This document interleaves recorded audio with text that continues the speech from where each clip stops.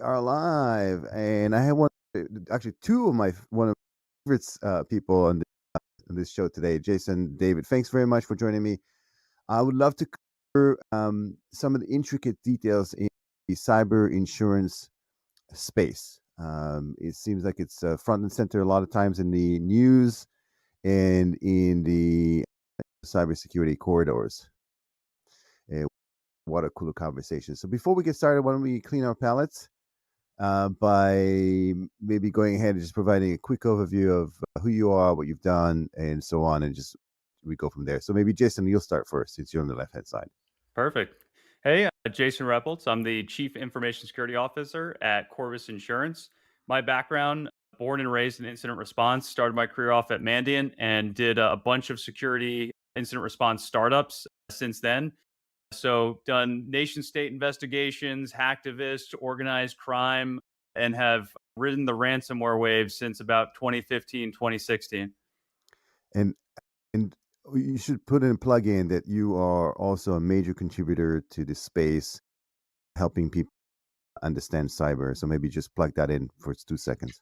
Yeah. So I do a lot with something called that I call Teach Me Cyber.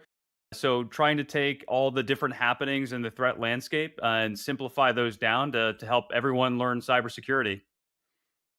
Awesome, David. Thanks, David. Yeah, David Anderson here. I work specifically with cyber insurance buyers, large corporations, Fortune 500 companies, representing them in the marketplace as their broker.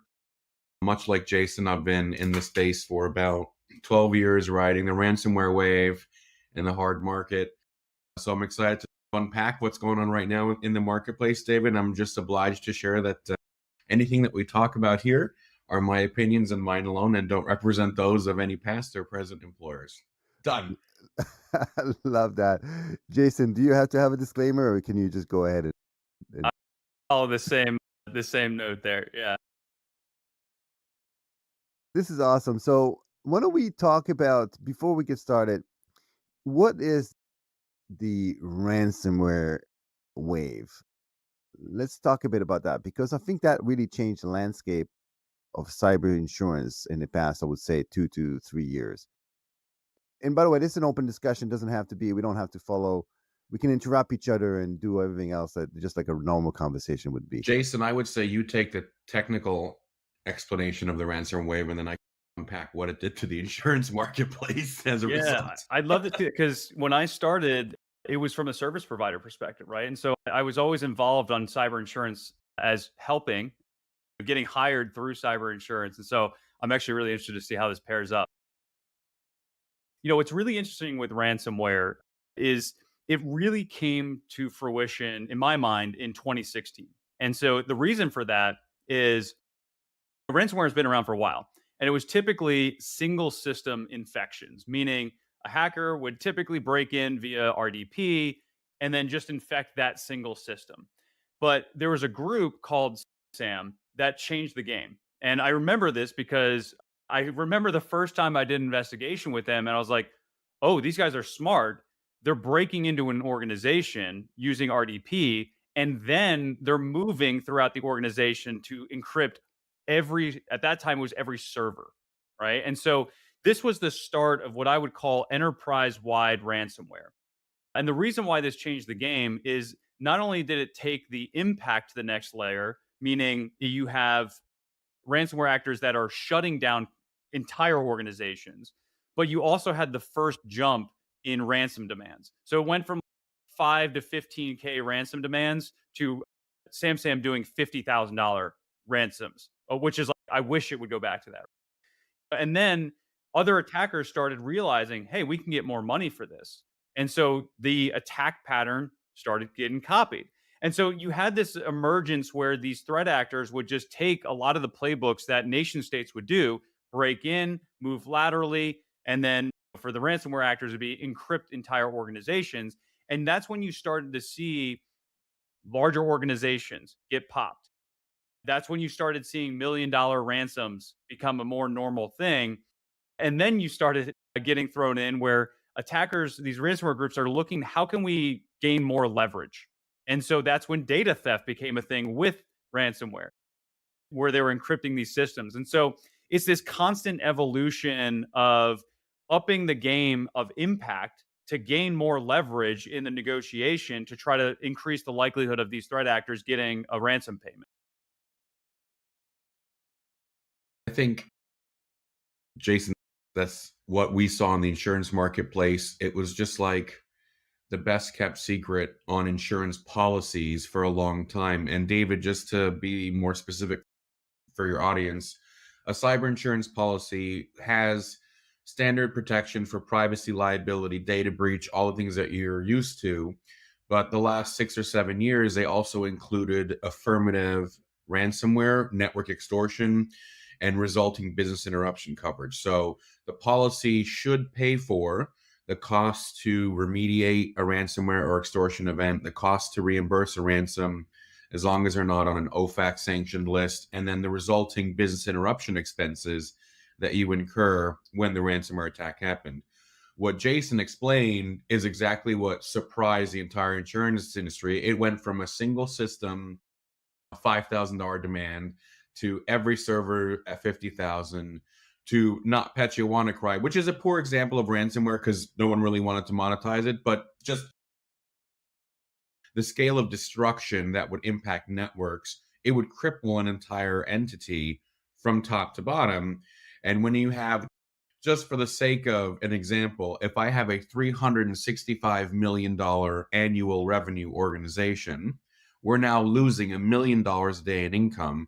And cyber insurance policies are 5, 10, 20 million at most for most businesses that aren't Fortune 500.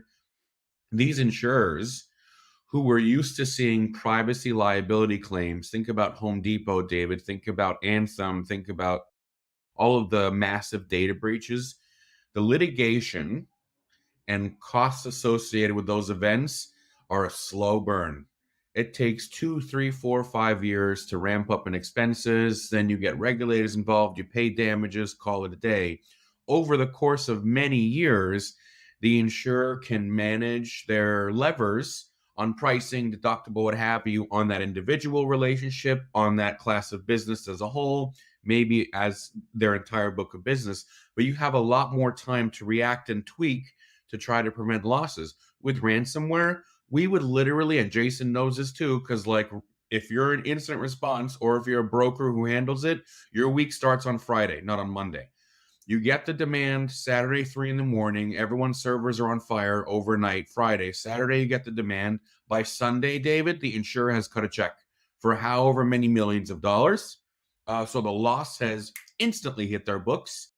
So there's no way to remediate that. And most of the time, as these ransomware as a service groups grew larger and lazier, the decryption keys stopped working as well. So you still have resulting business interruption loss. That's a long way of saying old cyber claims would take years to actually cost the insurance company money. Ransomware claims presented losses on their books in a matter of hours.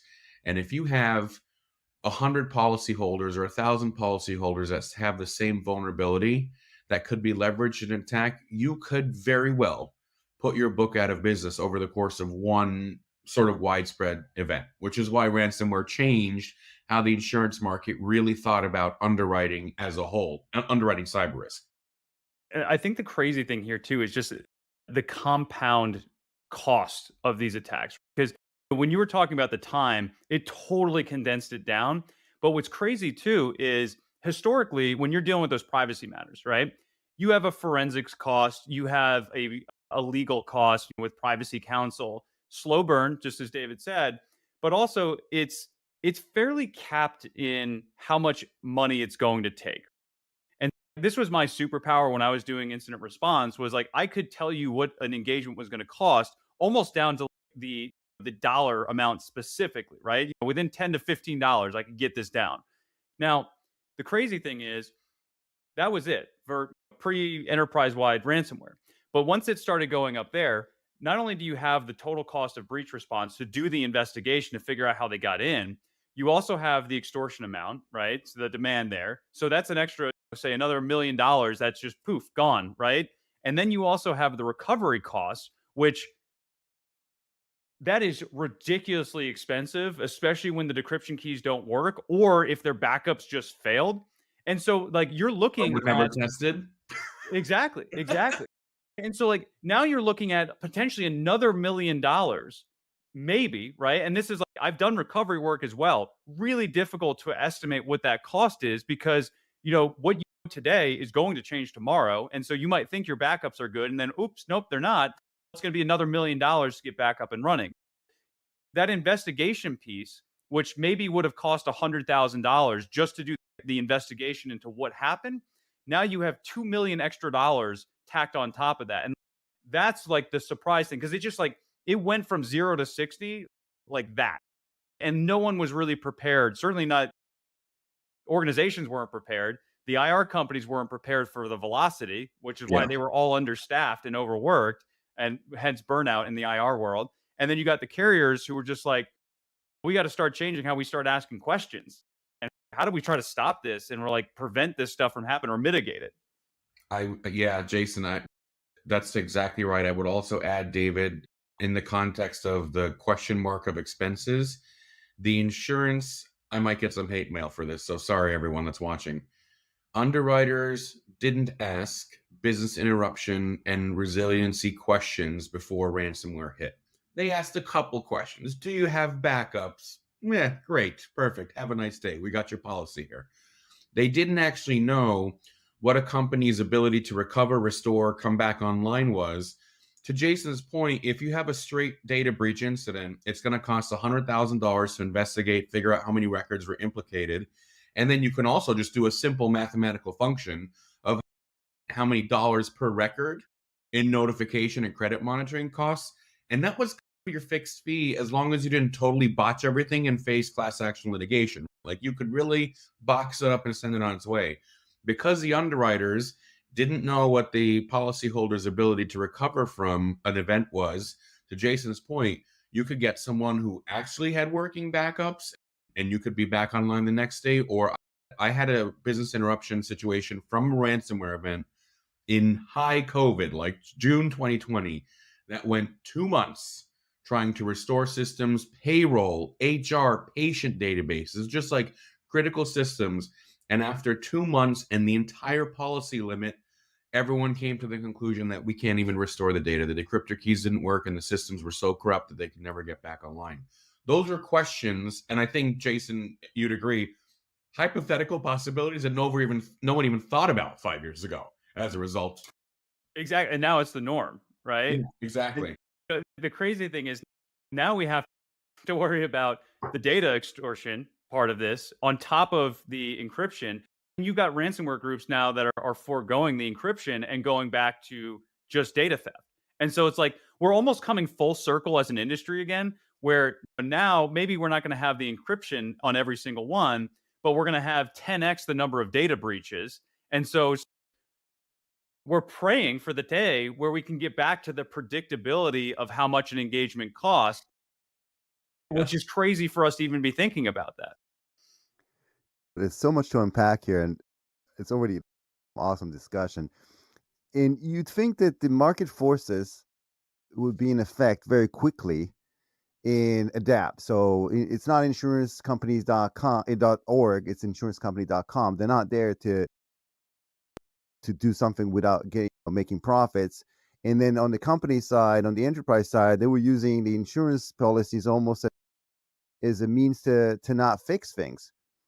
So why did it take so long? You'd think that it would, for even though insurance companies traditionally it's an industry that moves fairly slowly. Why did the market forces were perfectly done in such a way that within 2-3 months everything got fixed? Because there's money involved. The money moves the world as we know it. I'll do the insurance aspect, Jason. You can speak to the technology aspect. I can tell you, David, just from a high level, the insurance industry moves very slow is the answer. I don't know what else to tell you.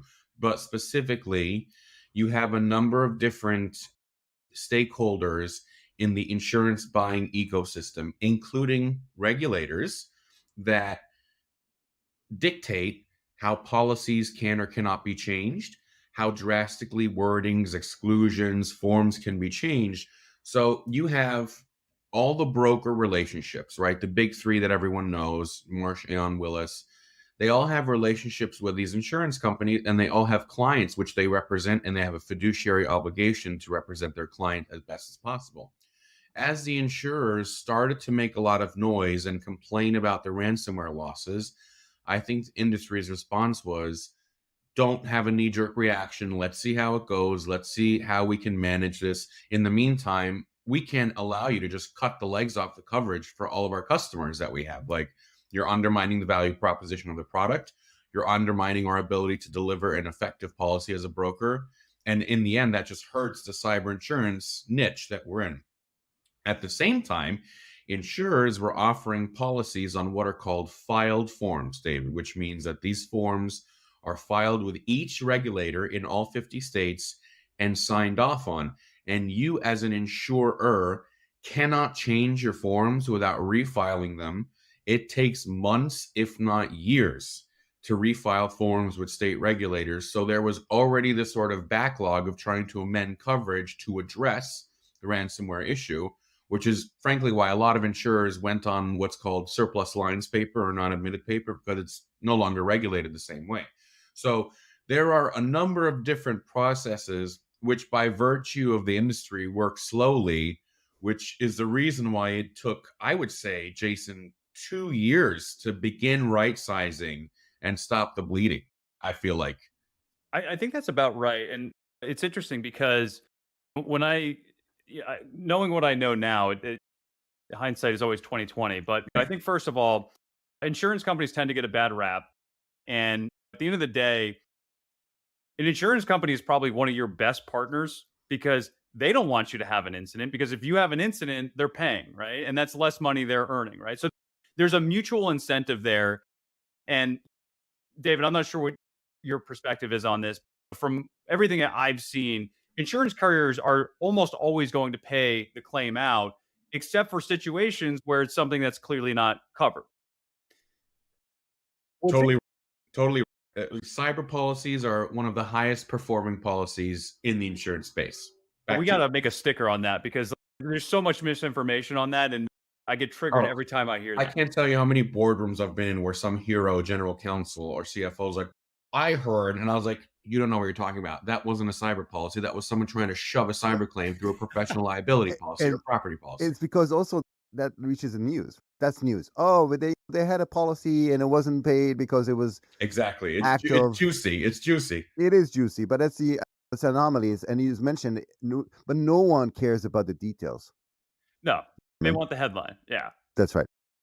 You know, what's interesting here is you have an annual refresh on your policy as well, right? And so there's this cycle of learning that has to happen of where is the pain and what is the carrier going to do. So a carrier has to lose money in order to start taking action back then. Now they're going to be more proactive about it. Yeah.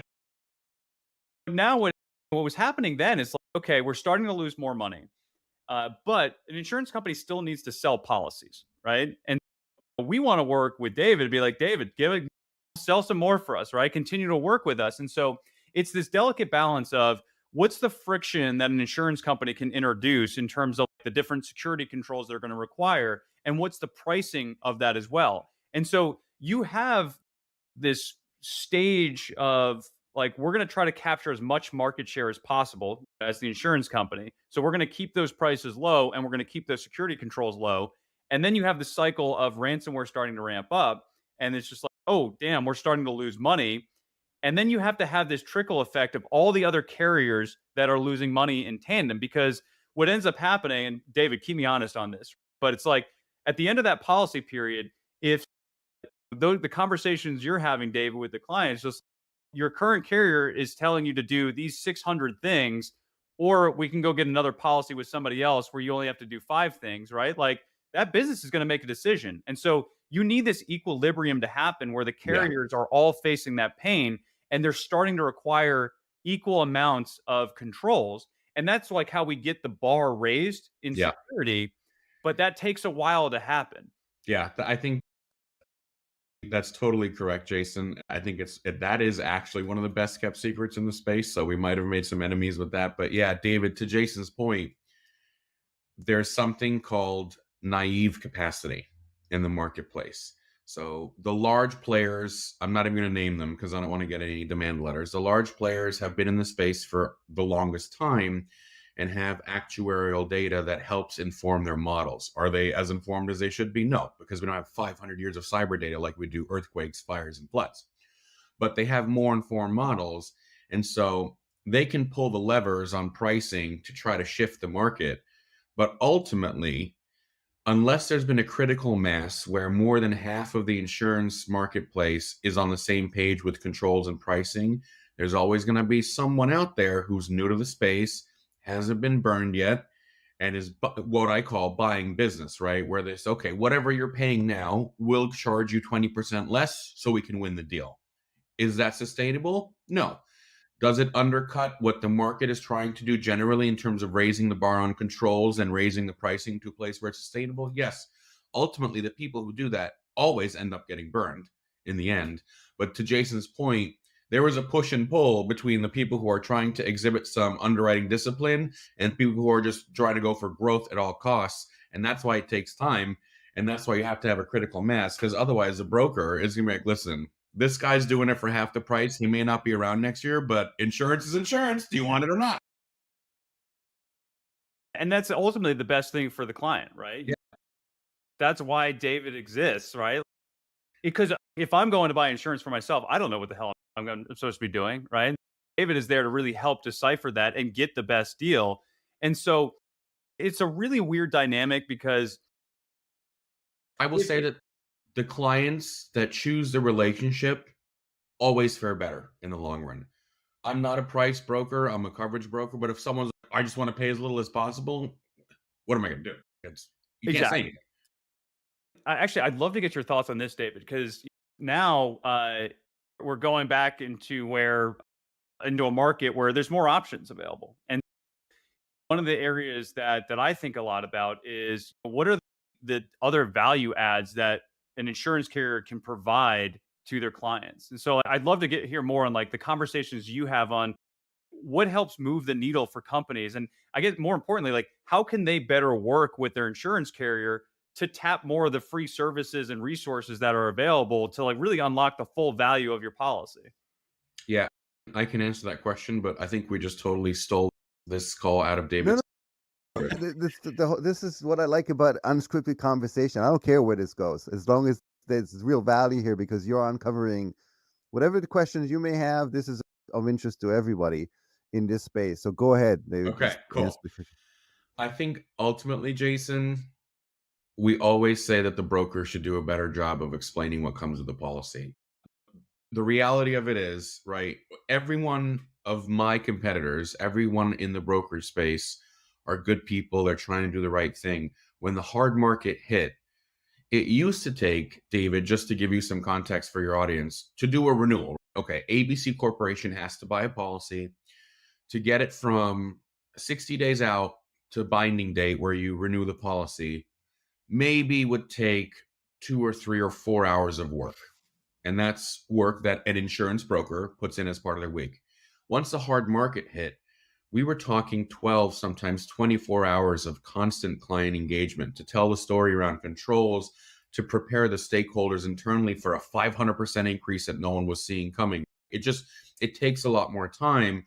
And so the brokers who were understaffed and probably overworked during the really hard cyber market during the pandemic didn't have the time to focus on, hey, all these pre-breach services are available for your policy. Can we help set that up for you? I've always been fortunate that I've been in situations that I've had time or made time for my clients, because ultimately the industry has like an uptake rate of 3 to 5%, right, Jason, on pre-breach services. I think that's still the statistic. Horrific, David, like horrifically low. Some of these policies that are in the market, especially if you're spending 6 figures or more in premium, offer material risk mitigation services. They will do a full tabletop exercise with a law firm and your defer firm to do any type of exercise you want to do, data breach, ransom, whatever. They can do full policy reviews and construct interruption plans or instant response plans. For the smaller and middle market space, a lot of these new carriers that are leveraging technology to underwrite the risk also provide risk mitigation alerts, services, and some of the folks that are coming into space now are actually bundling effective tested backup strategies and solutions and endpoint monitoring solutions within the premium. It's just a matter of, do people know that's available? And if they're not told, they're not going to take it up. There is a section of the universe where people just don't take it up because they don't want to. And the CISO thinks that the offering doesn't have any value or whatever. But I think our biggest problem is that most people don't know that these services are available. And it's probably because the brokers haven't had the time to really sit down, take another hour to schedule with the board and the audit committee, whoever. It's just, there's only so much time in your day, right? So if you have 3 renewal deals that are blowing up today on a Friday, are you going to take the extra hour to sit down and try to plan out how you're going to demonstrate the value add to these services? The answer is no. And do you want to sometimes? You might be the bearer of bad news. They shoot the messenger because you tell them now the policy is 2x of what it was last year. That's what separates children from the adults and the brokerage side. Are you able to have those discussions? Fundamentally, being a broker is one thing. Managing expectations. You don't want to surprise your stakeholders. Your risk manager is your customer, and you don't want to put them in a position where they've got a bill that's 2 or 3 times higher. That's a different discussion we can do on a different day. But yeah, you are the messenger. You get shot a lot. But if you do your job well, most clients will understand the reason for the change in prices or what have you. And I will also say, David, that once you take up some of those services, whether it's a tabletop exercise or whatever, it generally makes the client stickier to the carrier. And if you're truly in the business of building long-term relationships with your carriers, that's one of the best ways to do it. And people say, David, that loss payments should be just the 4 walls of the policy and nothing else, just the black and white letters.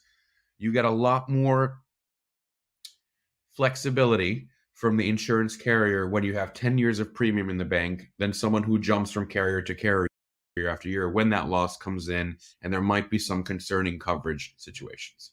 That's all I'm saying. I think it's 100% accurate, right? And one of the things that we'll do for our policyholders is if you have a claim, you get hacked, we offer up post-claim consults, meaning that, all right, let's talk to you, because we have security advisors on tap to talk to you and just help you understand, first of all, like what's going to be coming up on renewal. So there's 0 surprises there. But 2, let's get a deep understanding of this, because this is another thing where a lot of carriers will just kind of drop somebody after they have a claim.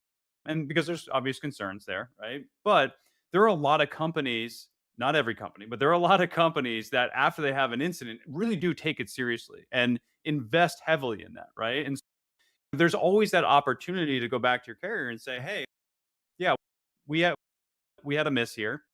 So does everybody, right? But here's how we're taking this seriously and how we're really investing in these controls. And here's what we learned, right? Like that conversation with especially with a historical relationship that we've been here for a while, hint, hint, let's talk. And that's the thing is like, there's a lot of adversarial relationships that people create unnecessarily between carrier and policyholder, and it doesn't have to be that way. Like we get calls all the time from our policyholders, and we want to be a partner with you, right? And the first thing I ask is, what does that mean for you? What does it mean to be a partner? It's like somebody that's going to be there for the long term with you, somebody that has a vested interest, right, and is willing to take the time to help me help myself. And that's why maybe this is the best kept secret that we got to stream from the mountaintops, but it's like literally there's nobody that has a better vested interest in you, because the carrier doesn't want to lose money. And the way they lose money is if you have a security incident. So like, how can we better work together as a whole across like every industry to just drive better security habits? Because this is like, the government might be coming in with some strategic guidance, but the implementation of that is really difficult. And I think like insurance carriers in particular are well suited to be there with the help of the brokers like David to get this message out there that these are the security controls we're asking for, and here's why, right? And here's why this investment in MFA is going to help you as a company. You know what drives the best behind the wheel behavior? Not the threat of a ticket, the threat of your insurance premiums going up. That's why people mostly behave when they're driving the car. I'll pay the ticket. It's $200-300 once, but the premium, that's a problem. Is there a concept of points? Like when you're driving a vehicle, you get the points, and for me, 2 points, 6 points, whatever, and then your premium goes up. Insurance companies, because you haven't done any like reporting of incident, they do a scan on your driver's license, and if you have any extra points, you immediately get reprimanded, and it hurts in your pocket. And then you have the ability to take driving courses, defensive driving courses to reduce that. Any concept like that in the cyber insurance space? I think there is. I think it's similar, but not exactly aligned with the example you just made, David. I will say, Jason, stop me anytime here. We encourage our clients, if you have an incident, if you suspect you have an incident, if something's going on that's funky in the network, notify the insurer. Any insurer that's worth their weight in salt and wants to be a good partner should not be punishing you for false alarms, because the terms and conditions of the policy are such that you need to provide timely notice, and you need to use the vendors and the cost structures for instant response that are within the four walls of the policy. So the best way to ensure that you are not jeopardizing your own rights to coverage or prejudicing the insurer's right to be responsible for your loss is to get them involved from moment one. The insurer, on the same note, should be supportive of you providing notice of an incident. If it ends up being a false alarm, it should go away. It should not impact your premium. So no points is the answer. You will get some points if you have incidents that probably don't exceed the deductible, but you're having some issues come up throughout the year. Let's say you have a couple of business email accounts that are compromised. No real losses happen, but it probably could have been prevented if you had the right controls on Outlook. Insurance companies will really start to look at those patterns over the long run and see if you're missing the forest through the trees, for lack of a better story. And then I think the biggest challenge we have as a marketplace generally, and this is where I might get my hand slapped even by Jason, is insurers don't want to write companies that have already been hit. And my response is always, as long as the company that was hit put in the effort to rectify the situation, they're usually a materially better risk after the incident than before the risk. But there are a lot of insurers in the space that will automatically disqualify an applicant for insurance if they had an event within the past 5 years. And it doesn't matter how positive the learning experience was, the reinforcement of systems was, etc. They just don't want to entertain that new business opportunity because they were hit in the last 5 years. And I hope that trend is changing. And I've sat on many underwriting calls where we have been reviewing a previous claim, even if it wasn't on our book. And to be honest, like there are some companies that they got hit and they didn't do anything. Like they just didn't want to take responsibility. Right? And so, you know what? That's call a spade a spade. That's not a good risk for an insurance company. The typical trend is that you have people who are like, yeah, you know what? We had a business email compromise. We didn't have MFA in front of it, but we put it in place now. And here's how we're enforcing it. Like that is like the biggest vote of confidence to an underwriter is just like, yeah, we did it. And here's it. Not only did we learn that, but we're also future proofing against these other things. So I do think, I'm hopeful that that's a changing trend across the industry. I think too, like insurance carriers just got to be realistic here. And I say this working at an insurance carrier, we're going to reach a point where just about every company has gotten hacked in some capacity. So it's just a matter of when, not a mundane thing. Yeah. Everyone gets one ticket in their life.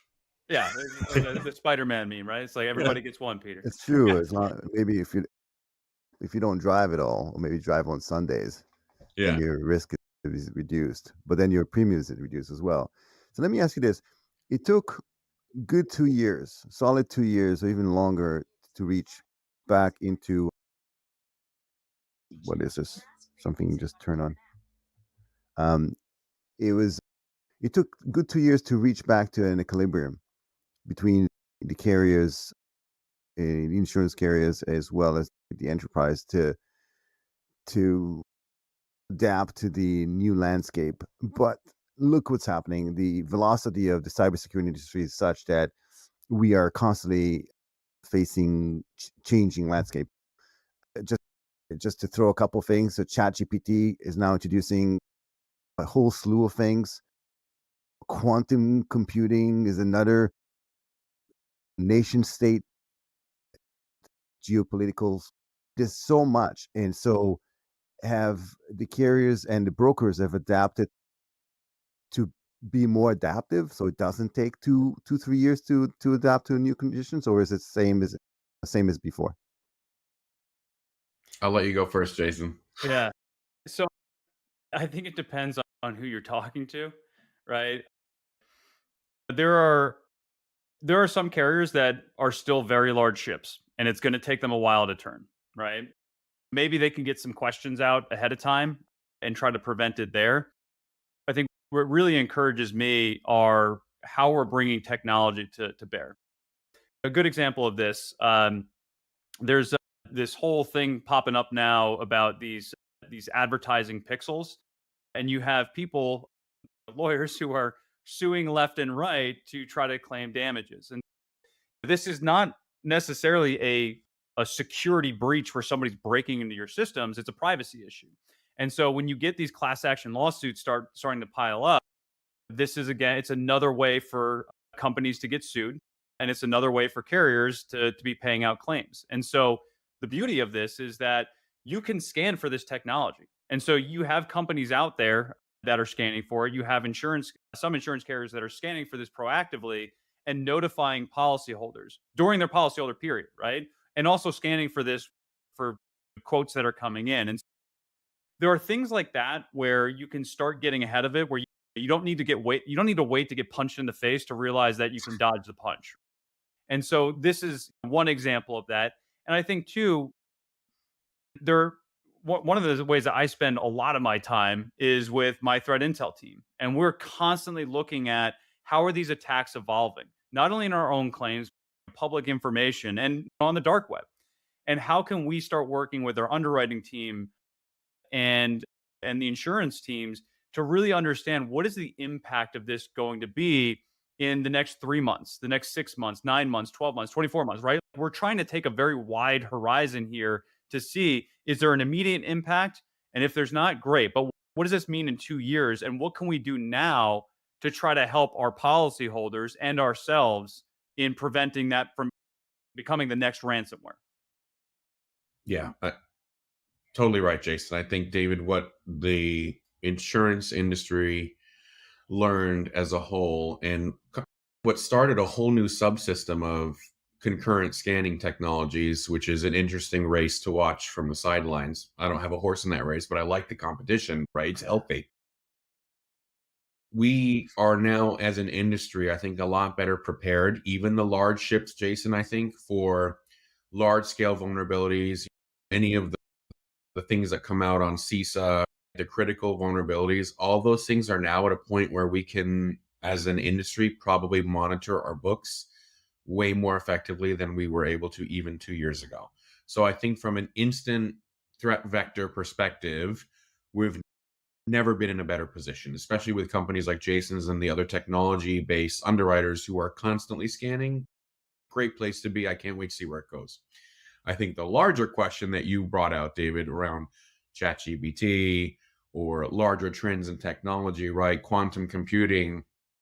The insurance industry doesn't know what it doesn't know. The people that are working with these technologies don't know what they don't know. Like, no one can explain how an algorithm works to this day. No one understands it. It just works most of the time. Yeah, And the problem, by the way, David, it's so interesting. I read a research paper saying that they don't really understand the ChatGPT 4. There's certain areas where they don't even understand how it works. yeah. This is the really scary piece of it. They know So it works, but they don't know how. let me tie that back into the boring sub industry of insurance. which is when you have a cyber policy and sometimes a larger technology professional liability policy, David, those policies are built to insure the policyholder against claims arising out of, and this is in every policy, any act, error, omission, or misleading statement that results in financial loss to a third party.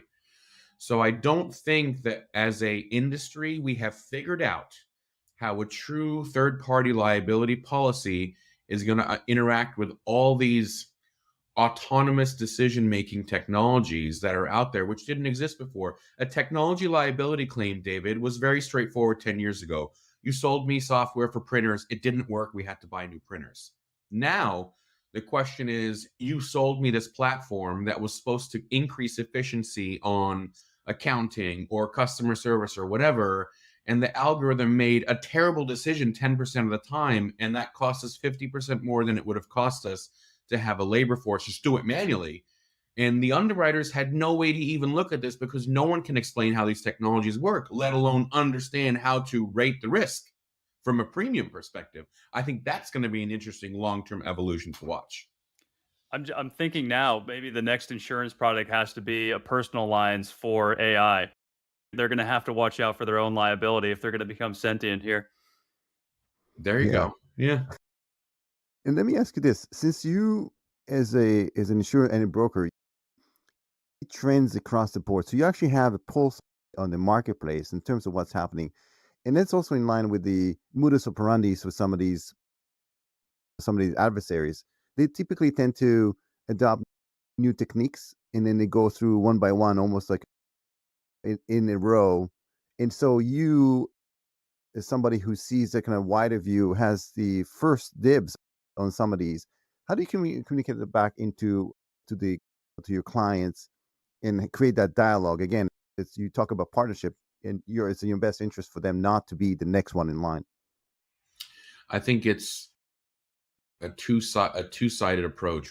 And as brokers, we rely heavily on our partners like Jason and the other companies that we work with to keep us updated on trends and new things that we're seeing. So there is a mutual sort of information exchange between the broker and the insurer, ultimately, David, with the goal of helping the policyholder understand the environment that they operate in. The other side of that is understanding your client's changes, right? So if you can't explain to a significant level of detail what your client's operations are and where their risks are, you have no business making a recommendation on what type of insurance that they should be buying. So I think it's a parallel strategy of how I keep my finger on the pulse. Like, David, I can't take credit for it. I just know who to call, and I call the right people and I get an update. That's just how it goes, right? That's why people have Rolodexes. But it's understanding the client and holding your client accountable to telling you what they need to tell you about what's changed in the business, because otherwise you're flying blind. And then also understanding what the trends are in the marketplace. And that comes from a lot of our incident response partners. It comes from a lot of our technology backed insurers. But you kind of have to keep it all moving at once and try to stay as fresh as possible. That's how I do it. I don't think it's as much as I have my pulse on it, as much as I have a network of people that I love talking to about it. And that's how you just stay up to date. But that's your value as a broker, and the fact is that you want to have that relationship, like that ability to call you, David, and say, and you work together for a long time, and you didn't switch policies every 12 months, and you can just call and have a casual conversation, the grapevine conversation about what's going on. Yeah, definitely. I think that's the most important part of the business is those relationships. Yeah, and I want to double click on something you said, David, because I think it's really important, right? It's you're monitoring all this stuff that's happening, right? And all risks are not created equal. And no, that personal relationship that the broker has with that client and specifically understanding their environment, that translation between the cyber risk and how to overlay on insurance on top of that for that risk transfer from a financial standpoint, like that's the key there, right? Because you have some companies that they're just like, well, I don't need to invest in security because I have insurance. Not quite, right? You still need to invest in security because it's a dollar transfer of if something happens, you're going to do that. But what I see is that by the time that a policyholder comes to us, like they've already had a thoughtful discussion with the Davids of the world on understanding like what are the risks that we're facing as a company? Do we have some of the right controls in place? And how do we portray this correctly to the insurance carrier? And so just even getting to that point is such a huge step forward because it's taking a lot of the noise of cybersecurity and really boiling it down to what matters most for that company. And like that, I think is a challenge in of itself. And that's the power that David brings. Thank you. Yeah. You can't hit every point, and nor should you have to hit every point in underwriting discussion. If you have a manufacturer, we don't need to spend an hour talking about privacy exposures and data collection practices, et cetera, right? And I think that's where, if you can distill the message down as a broker, and a lot of people do this in the space that are very good at it, right? But if you can, as a broker, distill the information down to the finest data points around where you think the underwriters are going to look for in terms of risk analysis, you can make it a much less intrusive feeling and painful discussion because you've already avoided the unnecessary discussions that sometimes, Jason, is undermines our industry's credibility, where the CISO of a company is like, why are they even asking me that? It doesn't apply to us. You want to avoid those situations because it doesn't make us look good, but then also just getting a prepackaged data set to the underwriter saying, we think these 7 items are where you should be concerned for this organization. 6 out of the 7 are good. 7th one has a timeline of 6 months. What do you think? And that's, I think I've found, the easiest way to get to a quote without having to have everyone pull their hair out. So since this was, we covered basically like the first topic I had out of probably 10, I'm going to officially title this episode 0 of our conversation. And we'll probably do the same time next week if that works for you all. And in the meantime, because we ran out of time, and this was a fascinating discussion, and we think we unraveled and hopefully a lot of topics, and hopefully you're not going to get beat up on some of these topics that we covered. But before I let you both go, what's the easiest way for people to reach out to you? Jason? So yeah, I'm an avid LinkedIner.